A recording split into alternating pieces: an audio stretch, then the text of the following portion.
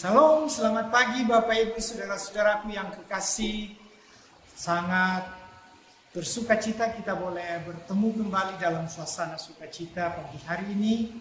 Dan sebagaimana biasa saya mengajak kita semua untuk meluangkan waktu bersaat teduh sebelum melakukan berbagai aktivitas kita.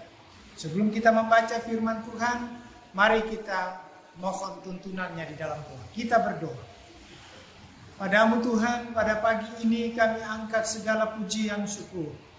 Karena kami sungguh percaya bahwa Engkaulah Allah kami yang baik, yang selalu menjaga menatang kami dengan tangan kasih-Mu.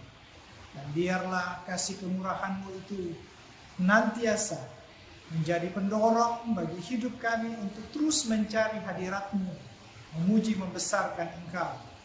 Dalam kesempatan ini kami akan membaca merenungkan firman-Mu. Mari Tuhan tuntun kami semua dan biarlah Roh Kudus-Mu bekerja dalam hati kami. Sehingga firman yang akan kami renungkan sebentar sungguh dapat kami pahami dengan baik. Dan bagi hamba-Mu yang kupakai sebagai saluran pemberitaan, hamba mohon Tuhan yang senantiasa menyempurnakan segala persiapan hamba. Inilah doa kami Tuhan, ampuni salah dosa kami. Dalam nama Tuhan Yesus kami datang berdoa kepada-Mu. Amin. Saudara-saudaraku yang kekasih di dalam Tuhan, perikop pembacaan kita pada pagi hari ini yaitu hari Kamis 2 Juli 2020 itu terambil dalam kitab Roma, surat Roma pasal 7 pada ayat yang pertama hingga yang ke-6.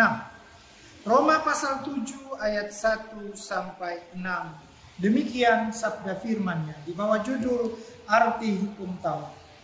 Apakah kamu tidak tahu, saudara-saudara, sebab aku berbicara kepada mereka yang mengetahui hukum Taurat, bahwa hukum berkuasa atas seseorang selama orang itu hidup.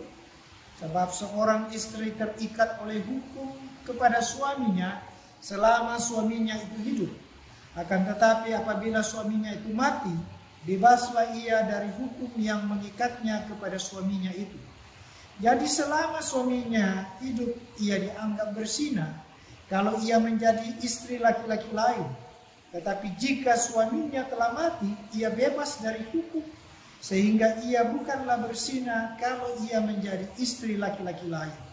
Sebab itu saudara-saudaraku, kamu juga telah mati bagi hukum Taurat oleh tubuh Kristus, supaya kamu menjadi milik orang lain, yaitu milik Dia yang telah dibangkitkan di antara orang mati, agar kita berbuah bagi Allah. Sebab waktu kita hidup di dalam daging, hawa nafsu dosa yang dirangsang oleh hukum Taurat bekerja dalam anggota-anggota tubuh kita, agar kita berbuah bagi maut.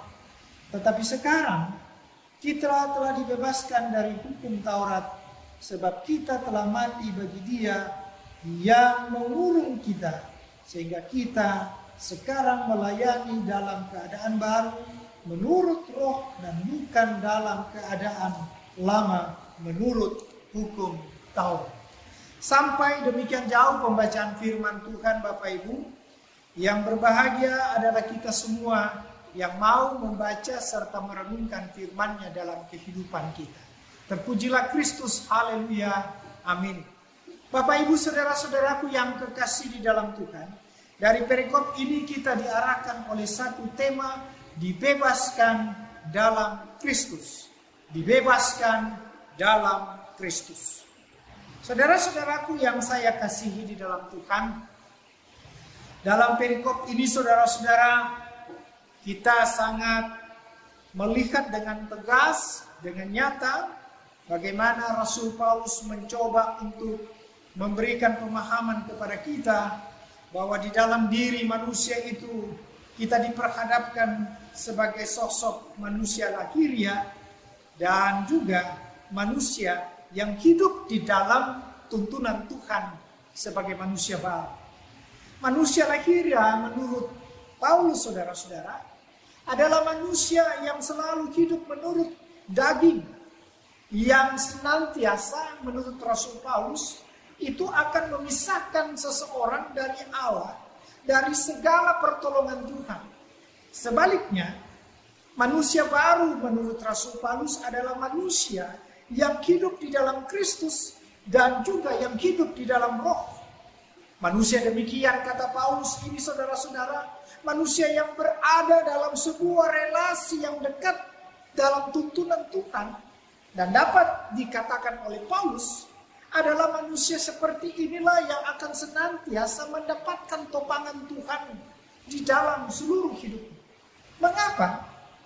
Karena bagi Paulus, saudara-saudara, manusia daging adalah manusia yang senantiasa dikuasai oleh kedagingannya. Manusia demikian menurut Rasul Paulus, kehidupannya diatur dan dipengaruhi oleh kedagingannya. Sebaliknya, manusia baru yang menurut Paulus yang hidup di dalam Kristus, maka ia akan mengatur kehidupannya itu dalam persekutuan dengan Kristus dan dalam tuntunan Roh Kudus itu sendiri.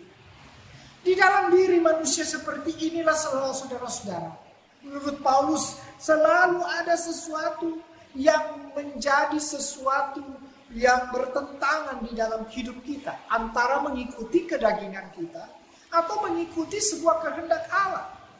Yang jelas bagi Rasul Paulus, di dalam diri seorang manusia itu ada sesuatu tarikan yang menggoda kita untuk mencoba mengikuti naluri kita, mencoba mengikuti kehendak kita atau kehendak Tuhan, mencoba hidup di dalam tuntunan dosa atau keluar dari sebuah apa yang didapatkan perbuatan dosa. Itu sebabnya, saudara-saudara, Rasul Paulus mencoba memberikan kepada kita bahwa di dalam diri seorang manusia selalu Tuhan memberikan, menyatakan sesuatu yang tentunya manusia itu sendiri dapat bersikap memilah mana yang terbaik untuk Tuhan dan juga mana yang harus dielakkan di dalam kehidupan kita. Yang jelas, Tuhan selalu rindu agar saudara dan saya berada dalam persekutuan dengannya dan tidak jauh dari Dia. Mengapa? Karena ketika kita dekat dengan Tuhan, kita akan mendapatkan pertolongan Tuhan. Sebaliknya, jika seorang tidak berada dalam persekutuan dengan Tuhan, sekuat apapun upayanya untuk mempraktekkan ajaran-ajaran Taurat, kata Rasul Paulus, ia akan mudah gagal dan jatuh di dalam dosa sebab ia jauh dari pertolongan Tuhan. Karena itu, berbeda dengan orang yang hidup, yang memiliki relasi yang dekat dengan Tuhan, ia pasti dipastikan oleh Paulus akan memperoleh pertolongan Tuhan untuk mengalahkan seluruh godaan-godaan kedagingan itu, yaitu dosa itu sendiri. Jadi menurut Rasul Paulus, bukan hukum Taurat itu yang menolong, yang menjauhkan kita dari dosa. Tetapi yang menolong kita adalah ketika kita memiliki Kristus di dalam kehidupan ini. Karena Allah di dalam Kristus sudah menebus manusia itu sendiri dari dosanya. Jadi saudara-saudara, mulailah setiap hari dengan membangun sebuah kedekatan dan relasi yang akrab, yang tidak terputus dengan Kristus itu. Ini anjuran Rasul Paulus. Inilah yang dirindukan Tuhan di dalam hidup saudara dan saya. Godaan yang datang itu bukan datang dari dalam saja, tetapi dari luar kita sendiri pun. Dan tantangan itu sangat hebat, kata Paulus. Tapi semua itu dapat dipatahkan kalau kita mengandalkan Tuhan di dalam hidup ini.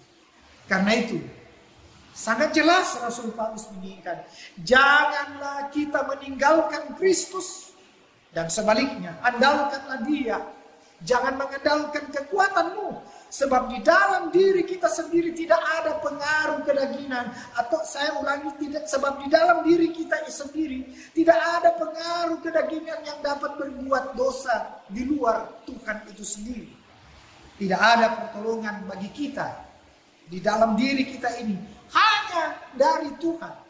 Karena itulah saudara-saudara, marilah kita terus sungguh-sungguh mencerminkan sebuah kehidupan sosok yang telah dibebaskan oleh Kristus, dengan tentu mencoba mencerminkan seluruh pola hidup Kristus di dalam diri saudara dan saya.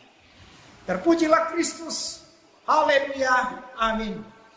Saudara-saudara, mari kita angkat pujian dari Kidung Jemaat 178 ayat 1 dan 2.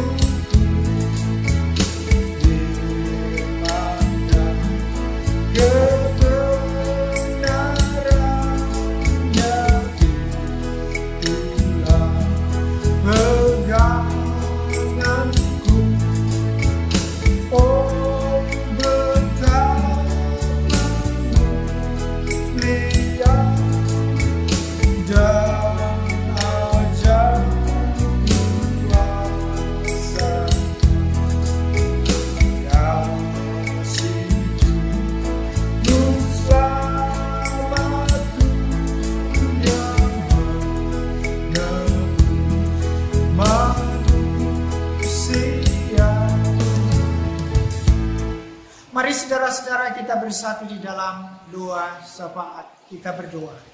Terima kasih Tuhan untuk waktu kesempatan yang boleh kami pergunakan dengan berarti. Karena hari ini kami telah memulai seluruh aktivitas kami dengan menggumuli sebagian kecil dari firman.